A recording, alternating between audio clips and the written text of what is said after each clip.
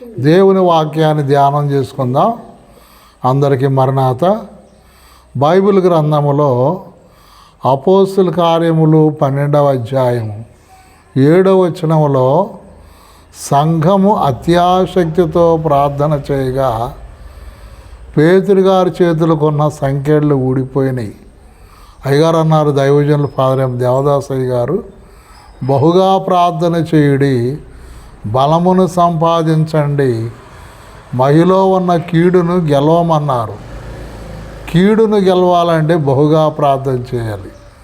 వీరు అత్యాసక్తి ప్రార్థన చేయగా వారి ప్రార్థన దేవుని వద్దకు వెళ్ళింది. దేవుడు దేవదూతను వెళ్ళమన్నారు. దేవదూత పేతురు గారు ఉన్న చెరసాల్లోకి వచ్చి ఆయన ముట్టగానే చేతులకున్న సంఖ్యలు ఊడిపోయినాయి. ఎలాంటి శ్రమనైనా ప్రార్థన ద్వారా జయించవచ్చు.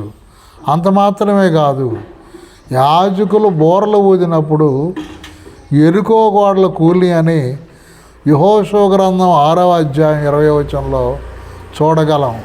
అంటే సాతానుడు పన్నే పన్నాగాలు ఏ ప్రాంతం అయితే సాతానుడు ఆక్రమించుకున్నాడో ఆ ప్రాంతాన్ని క్రీస్తు వశములోనికి యేసయ్య బిడ్డలుగా మార్చాలి అంటే సువార్త ప్రకటించుట ద్వారా, యాజకులు బోరలు అనగా సువార్త ప్రకటించుట ద్వారా, హెబ్రీ పత్రిక 12:4లో 4:12లో 4వ అధ్యాయం 12వ వచనంలో అన్నమాట ఏంటంటే, దేవుని వాక్యము సజీవమై బలము కలిగింది, మూలుగుల్లోనికి, తలంపుల్లోనికి, ఆలోచనలోకి వెళుతుందని వాక్యంలో మనం చూడగలుగుతున్నాం.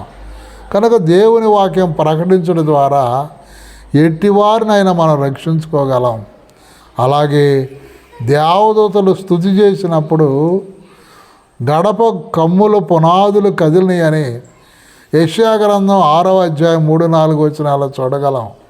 స్తుతి ద్వారా స్థితి మారిద్దని అయ్యగారు అన్నారు. ఈరోజు మనము స్తుతి చేయలేకపోతున్నాం, కానీ ఇక్కడే స్తుతి చేస్తే ఎక్కడా లేని శ్రమలు ముక్కలవుతాయి అన్నారు.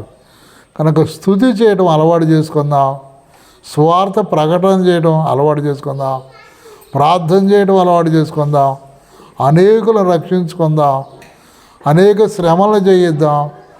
మరి ఇలాగ దేవుని సన్నిధిలో బలపడదాం. దేవుడి మాటలు దీవించునుగాక. అందరికీ మరణాత.